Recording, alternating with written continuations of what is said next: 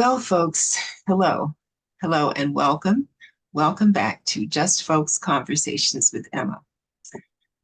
You may recall that it's been a minute since our last conversation, and that's because somebody needed a break. Yours truly here. And so I took that break, and we are now recording with this next wonderful guest. We're recording now. It's December of 2023. And when you get to enjoy this conversation, it will be January of 2024. We'll be starting the new year. So consider this an extended gift from the holiday season from me to you. So my guest today is someone who started off as a baby, as a little teeny baby in Baltimore. And between the day he was born and the day that we meet him now, he has become one of the country's most distinguished, respected, and cherished physicians. I'd like to introduce to you today Dr. Michael Lee Brodie, otherwise known to me as Uncle Mike. Hello, Uncle Mike. How are you? Doing fine, thank you. Well, I want to thank you for taking time to join us today and just, have a conversation, just talk about things and share wisdom and experiences that you've had over the lifetime. So you started off in Baltimore. What was that like for you?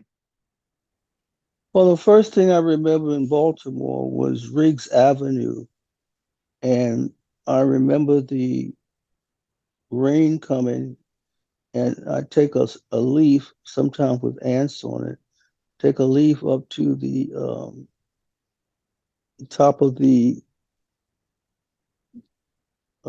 top of the street, and in the gutter, of course, and I'd let the leaf ride down in the gutter with the rain. That was like fun for me, watching it ride down. And then all of a sudden, one time I looked and somebody came and cut the trees down. So that was like really kind of earthing to me. What is going on here? They're cutting the trees down. So they cut the trees down, and there were no more leaves to ride down the gutter with the rain. So that's the first thing I can remember, truthfully. Yeah, well, those were simpler times. So what was the neighborhood like? What was it like for you Uh, being a small boy? Neighborhood was okay for me because I didn't venture too far, but so the neighborhood was okay. I didn't venture too far. But from there, we moved to Walbrook Avenue, and the neighborhood expanded some.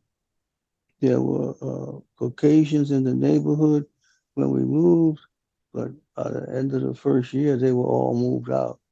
I said, "Oh, okay." Okay, Used to so play with the guy across the street, Louis, a white boy, but they all moved out except the ones next door, Miss Maddox and Mr. Maddox. He was an alcoholic, and he would come home and she'd bring him halfway home, uh, and he would be lit and drunk. And one day he was smoking, fell asleep drunk, burned up his bed, and ambulance came for him, and he died. So Miss Maddox was without him, which was probably a blessing for her. mm, Yeah, and but there, she had several cats, and she named the cats after the six of us. Robbie, Mikey, so forth. so there's six of you, and Six of us, yeah. girls and boys, or all boys, all girls. What was that like? Three boys, three girls. Yeah. Okay, so where did Yeah. you fit into that group? I was the youngest. Yeah. Oh, okay, I was the baby. Yeah. okay. So you had sisters and brothers to play with, and the neighbors across the street. And even though the composition of the neighborhood changed, it Yeah. seemed like it was a good place to grow up. Yeah, it was. Yeah. And my cousin was around the corner. My other cousin was 2 blocks away. The other cousin was 3 blocks away. So we had family. And We had family, so that was good. okay. Well, did you have any particular interests as a child? You know, because now you're a physician.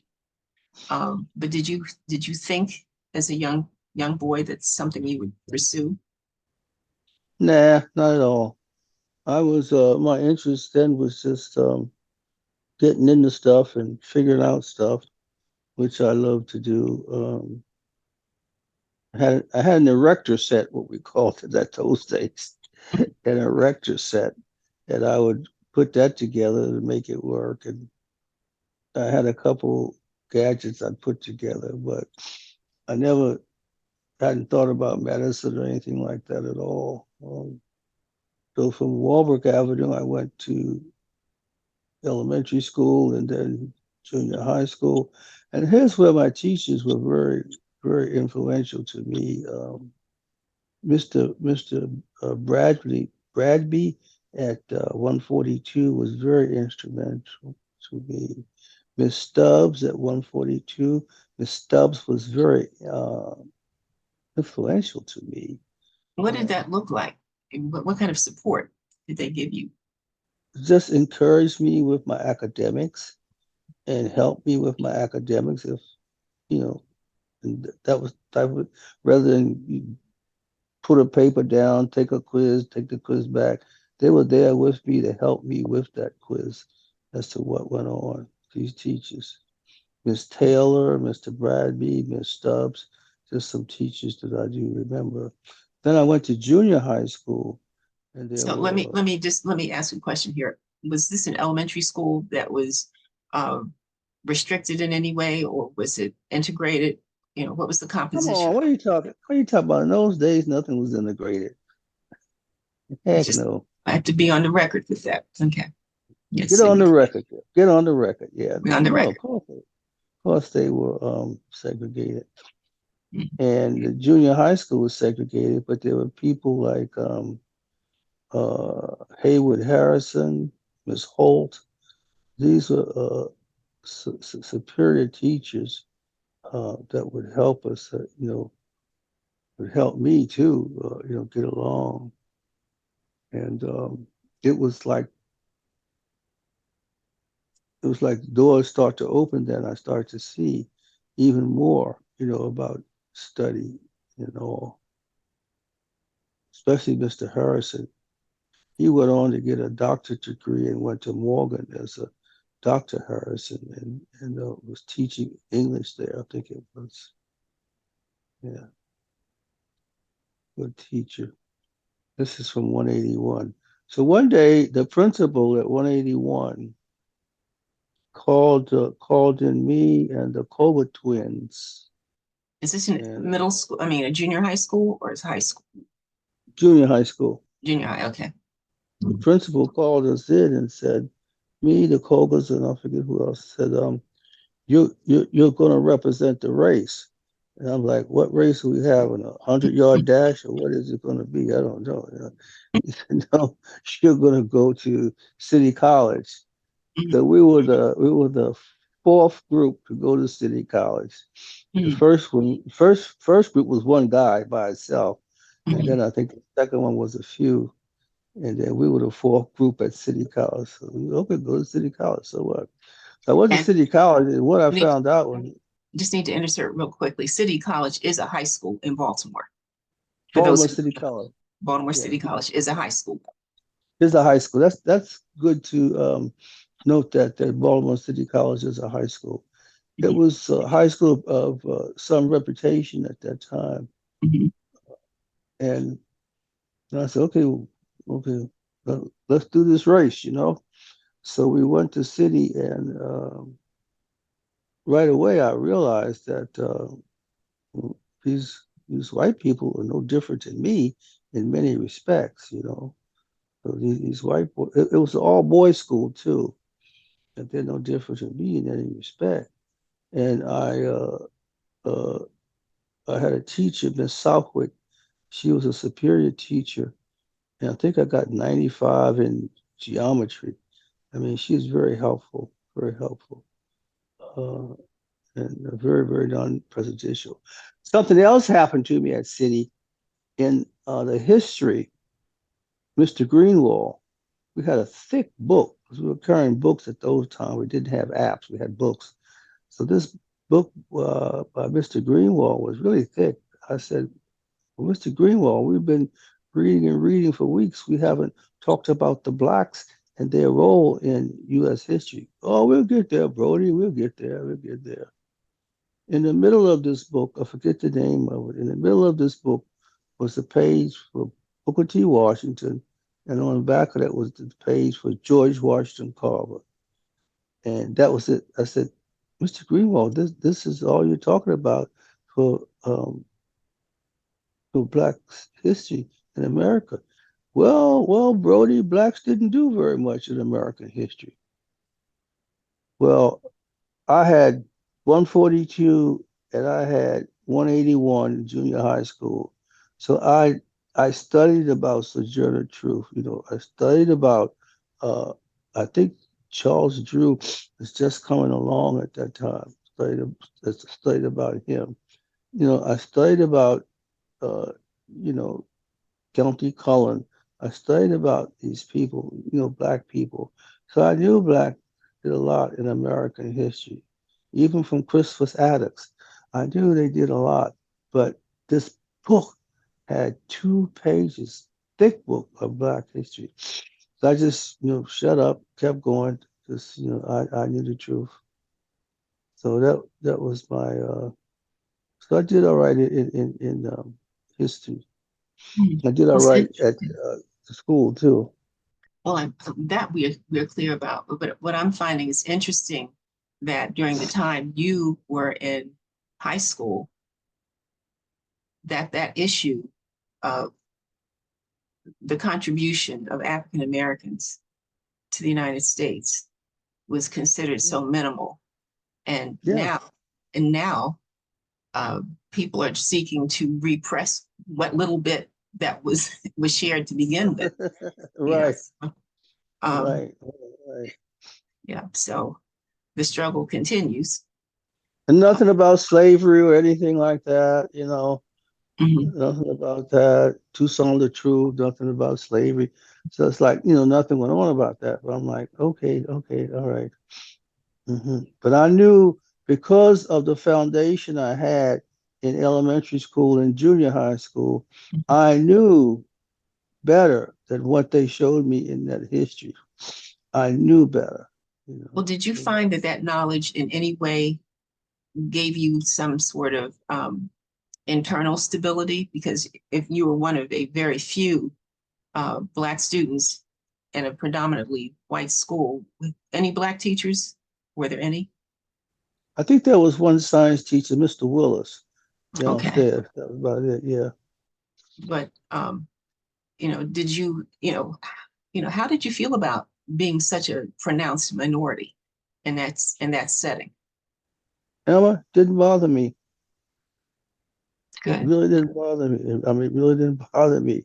And the other reason it didn't bother me is because Howard Lee Cornish was on the basketball team.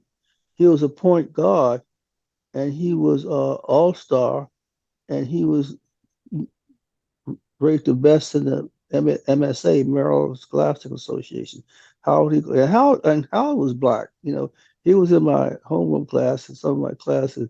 Lee was black, and he was like, you know, could beat anybody. And then during that time, um, City won the MSA football championship too. So, yeah,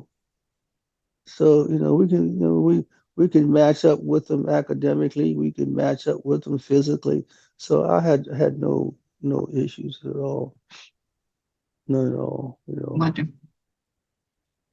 Okay, so after high school, what happened next?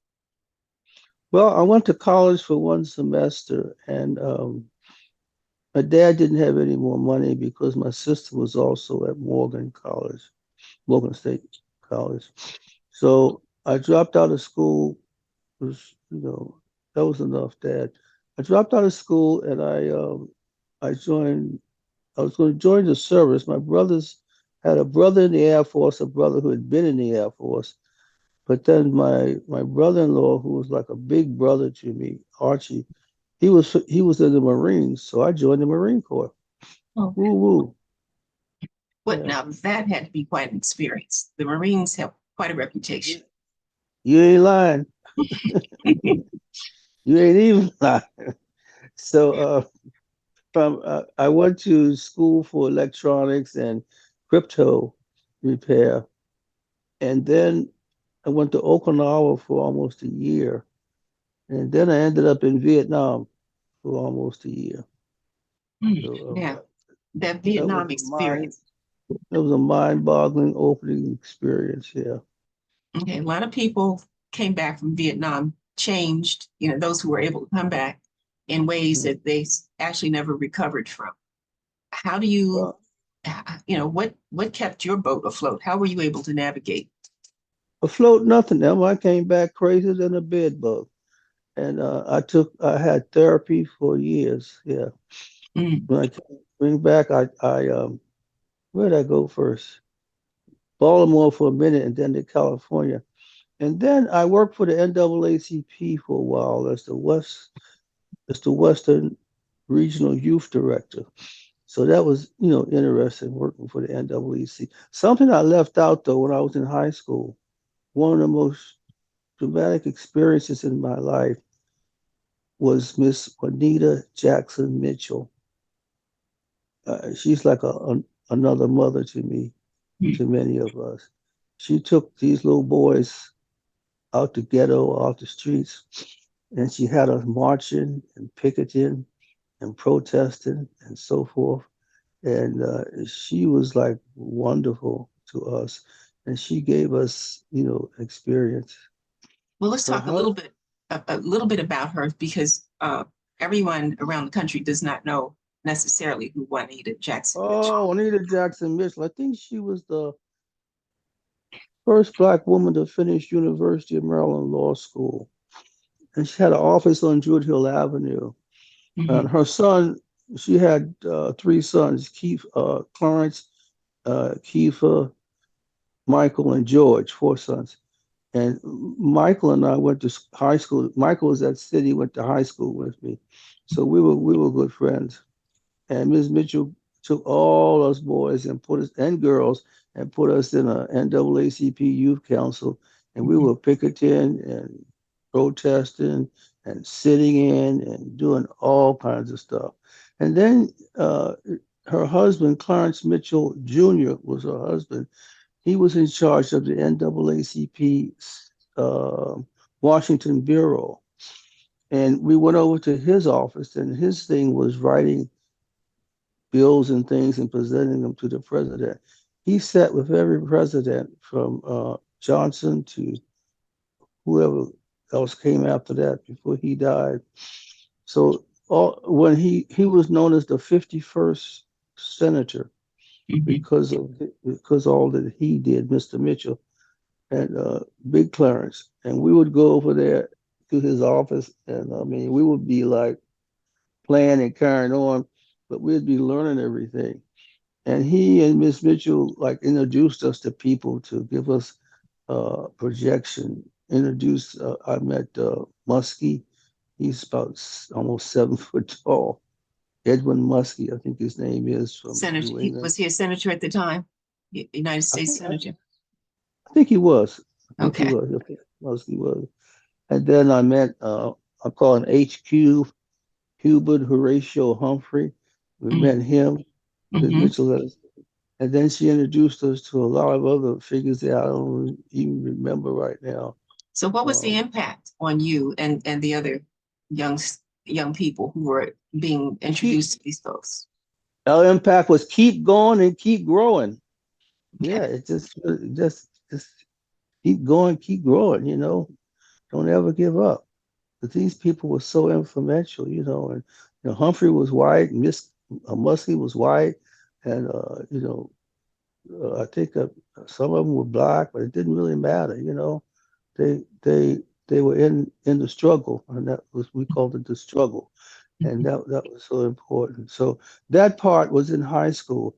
Then after the Marines, I came back. I came up to California, and I had PTS, post traumatic stress syndrome, and let's see,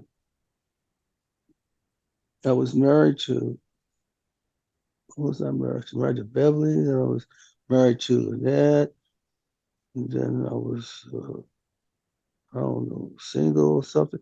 But I couldn't keep a relationship.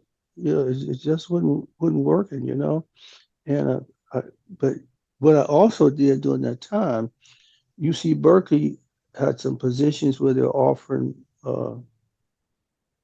minor students. Okay, we've lost your picture, but I see it now. Okay. Yeah, back.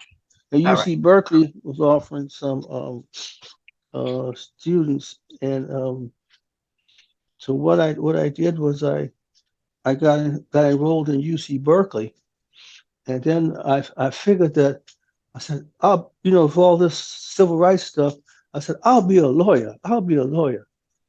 So I took the LSAT, the law school exam, and if King Arthur was sitting here and Guinevere was two places behind him, and Sir Guy moved in between her, and then Sir Kay moved over here, where was Guinevere? I don't know. I can't think like that. Get Okay. out of here.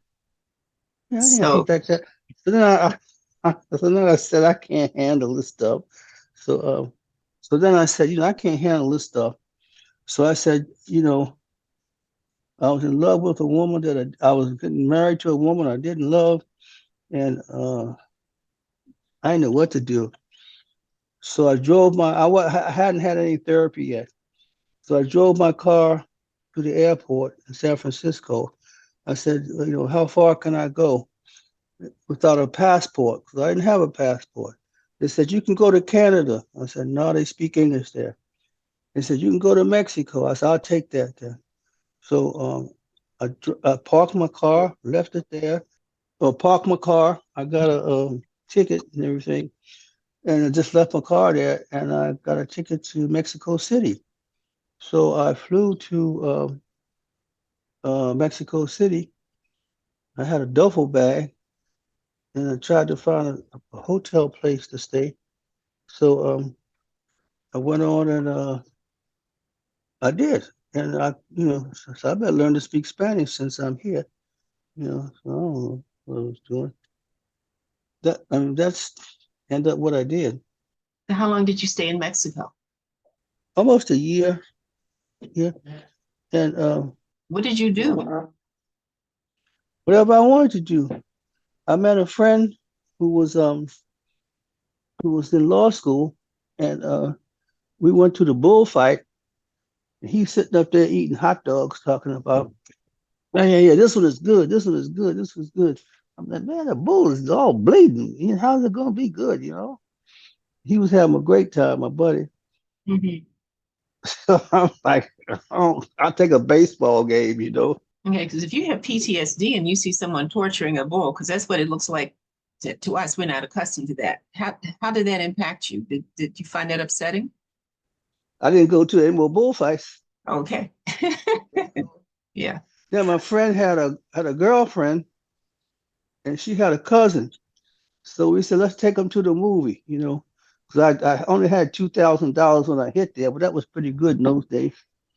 So I said, let's take them to the movie. So we took them to the movie. What I didn't realize was that the chaperone sits in the middle, and his girl sits there over there next to the chaperone. He's next to his girl. My girl sits next to the chaperone, and I'm next to her. The chaperone is in the middle checking out everything. So y'all gotta watch the movie. Ain't gonna be no smooching around here. Oh my goodness. Yeah. Yeah. That's a They don't difference. chaperone, they don't chaperone no more, but that was chaperone. So I Mm. did that, and then finally, I met a sergeant who wanted to take me to Veracruz to train Mexican Marines because I was fresh out of the Vietnam, still few hours. So I decided, well, am I gonna do this or am I gonna get out of here? Then I just decided, let me go back to the U.S. Then I then I said before that, I said I'm gonna be a doctor. I had a friend who was a lawyer who became a judge. Her name was Judy.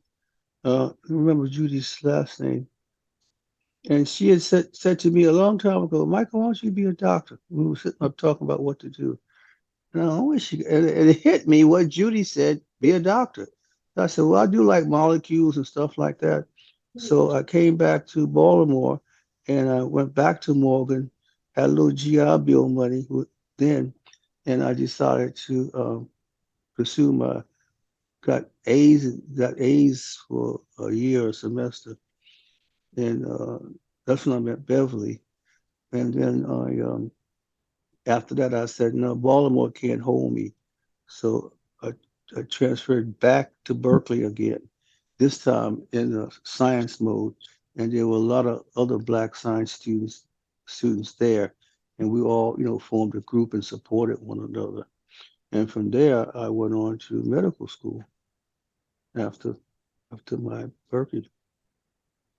So I never had a degree from Berkeley, but I had 7 years of college. That's plenty. Hmm. Plus 7 years of the uh, mostly sciences and good grades. So they Mhm. let me in.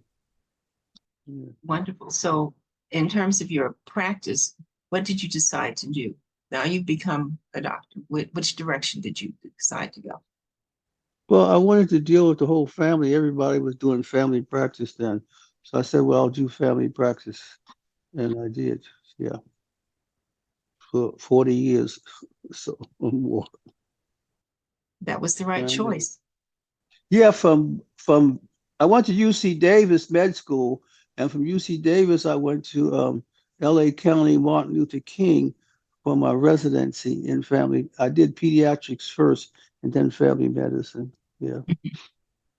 And eventually, but you specialized with, toward the end of your career, you weren't working with children or But families. there, so at the end of my career, I was doing rehab medicine, which is a lot less um, tenuous. I was doing mostly people in rehab centers after surgeries or Mhm. strokes or things like that. Mhm. I was doing So, that. So, but you certainly found it to be a rewarding career. how you ask a question like that? Somebody do something for 40 years, they're gonna say it was terrible, I don't like it, or whatever. Of course I'm gonna say it was reward.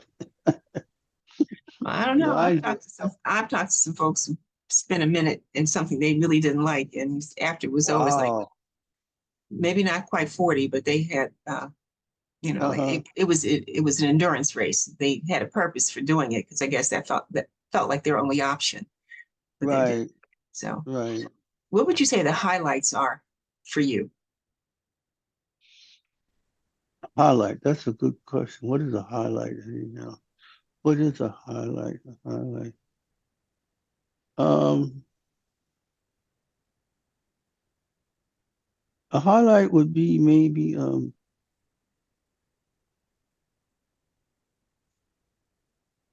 it's been 40 years, so a highlight has been people I've changed. That's the highlight. That's all I can say. People I've changed. What does The that look guy, like? the guy with alopecia areata. I mean alopecia universalis, and gave him helped give him some encouragement about how he looked and who he was.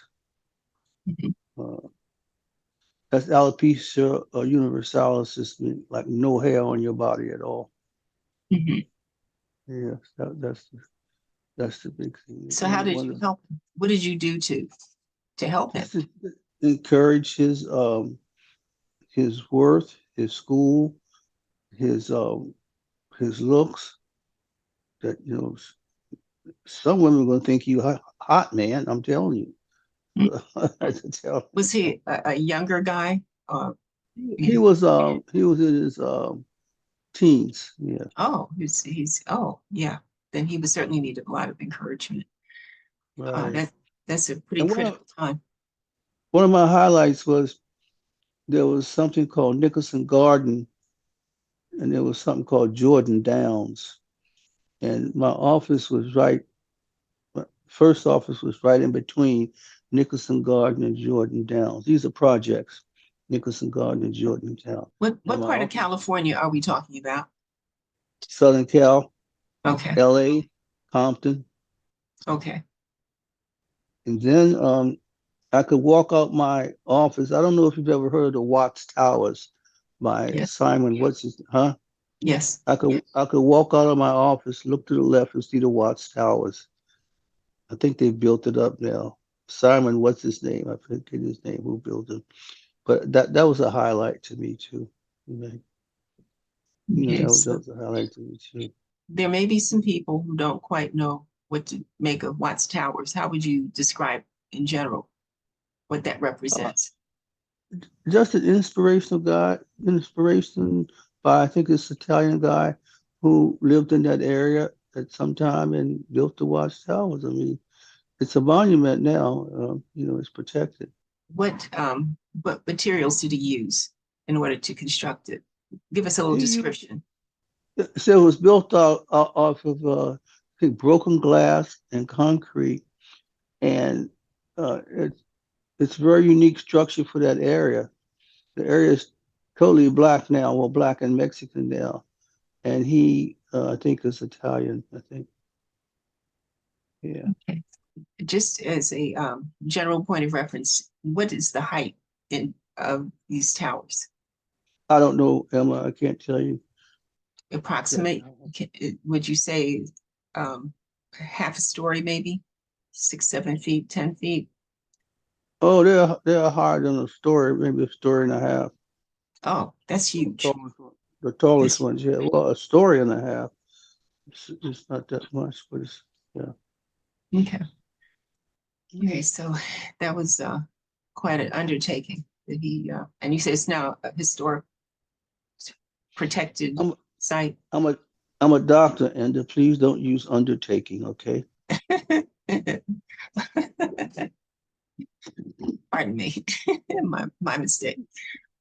So, um, what would you say to young people today who are kind of where you were after you came out of high school and maybe in between the time high school and the Marines, or even slightly after that? What would you say to them? Because there are all kinds of challenges that they're facing, similar to what you encountered in your I youth. would I would say to them, I know it sounds like a cliche, but never give up. A challenge is only there for you to surpass it. That's all. Just never give up. Every challenge you see is there for you to grow. And Just that's been your philosophy, and you've mm-hmm. accomplished quite a bit. Um, you have a beautiful family. Did you want to share anything about your family? Um, my wife is wonderful. She's the energizer bunny. She keeps things going. She keeps me going. And even if I wanted to lay back, she wouldn't let me. So it's it's so nice, to have her. I don't know what else to say. I just don't know what to say about her. She's she's everything. And my daughter, my sons, my granddaughter, my grandsons, just. And then I tell you from Baltimore, I had my grandkids came from Baltimore, and my great granddaughter came from Baltimore. So not Hmm, only do I have a granddaughter, I have a great granddaughter. Yeah, that is so that wonderful. I know. That is wonderful. Came So, from Baltimore. so you have a legacy in a number of ways, uh, or many legacies actually. You know, your work, your family, and the person that you are. If Yeah, I look at my kids, and Filolo is a doctor, PhD in social work. Mhm, Kari has a bachelor's in animal science, business management, and he's going to retire from the Navy. He already has his master's degree. mhm, And Brian is diesel specialist in Seattle. So I'm happy my kids are doing well. Um, and I just encourage them to do even better. Um, because I don't know. I told Lolita we were going to the Philippines. I said, what about the grandkids? She said, the grandkids have parents. I'm like, Mm. oh, okay, got it, got it, got it, got it. Okay, so I just have to depend on my kids to take care of things. Okay, so your next stop will be the Philippines. We decide we're not gonna live there. We're gonna do once we get our business taken care of, our aesthetic business, we can go to the Philippines maybe for a month or two at a time, then come back. Mhm. But we aren't gonna just move everything there right now. Because you are a gentleman of leisure. You are retired now. That's right. Yes, and you can certainly earn that. So you'll be globetrotting, I guess, maybe some other places too, if that appeals to you. We didn't try it that one. We didn't try it all Uh, over. We got a couple places we want to go. We were going to South America when the COVID hit, so we just want to hit maybe Rio, or mm, and we'd like to hit Rio, and then we would like to hit Australia, and that's the big things we want to do. Yeah, because we've been all over Europe, mhm, and probably Africa one more time. mhm. What part of Africa did you visit? We went to South Africa, Mhm, but we'd like to go back to Ghana this time. mm. I had some lab work done that shows I have some connection with Ghana. Wonderful. You might find some family. Hey, Kunta Kinte, I don't know. Yeah, never know. You never know. Yeah, Well, I have one more question for you. no, If come on. if you could sit down at a table across from your 18-year-old self, what would you tell your 18-year-old self? What would you say to him? Hmm.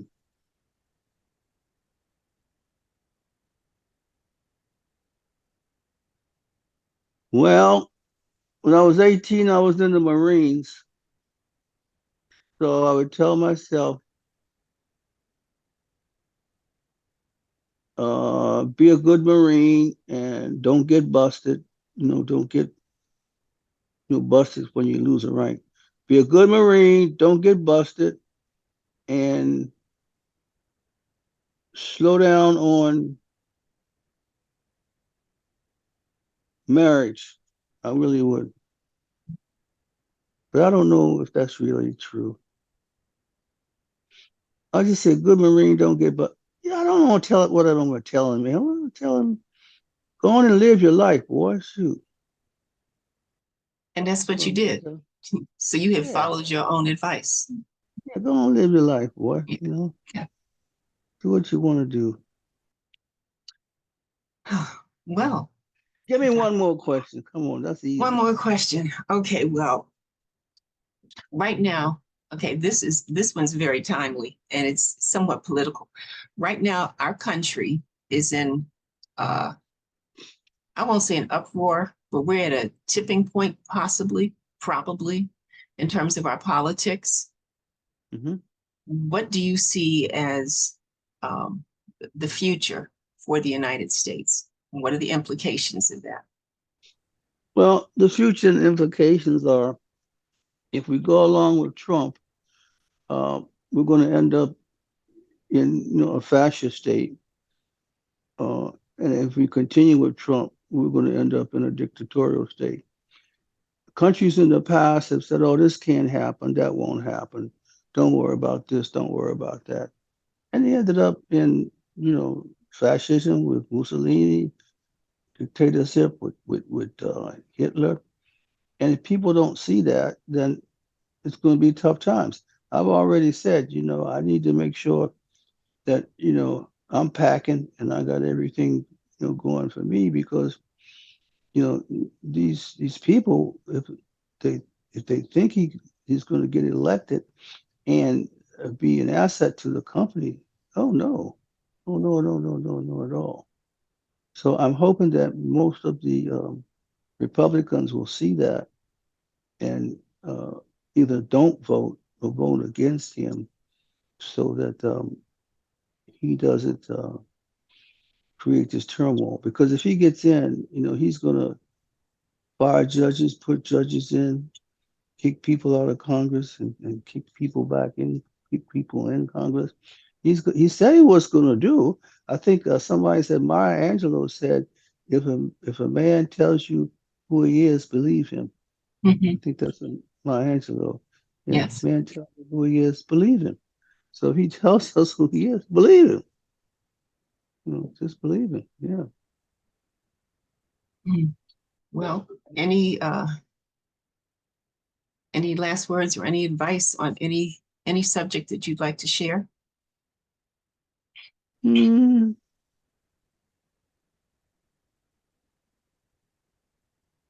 just just try to come through with the good. That's all. Just come through with the good, and the good is not existential. The good is real. Come in with the good, and that's what I just say to people. Period. Come in with the good. I could say love everybody, love your neighbor, love this, love that. We use love too much. Just come in with the good. That's all. Come in with what's good. Okay. That's all. Well, Dr. Michael, I want to thank you for sharing your time and your wisdom. I know that the listeners and viewers are going to be enlightened by your words and your experiences. And to be honest, I'm hoping you'll decide to share a few more episodes. We can do a couple more. I think you've got a few stories that you could probably enlighten us with. So I'm looking forward to having you come back. You have a standing invitation whenever you're ready. Thank you, Emma. Love you. Take care. Love you too. See you soon. Okay, bye bye. Bye bye.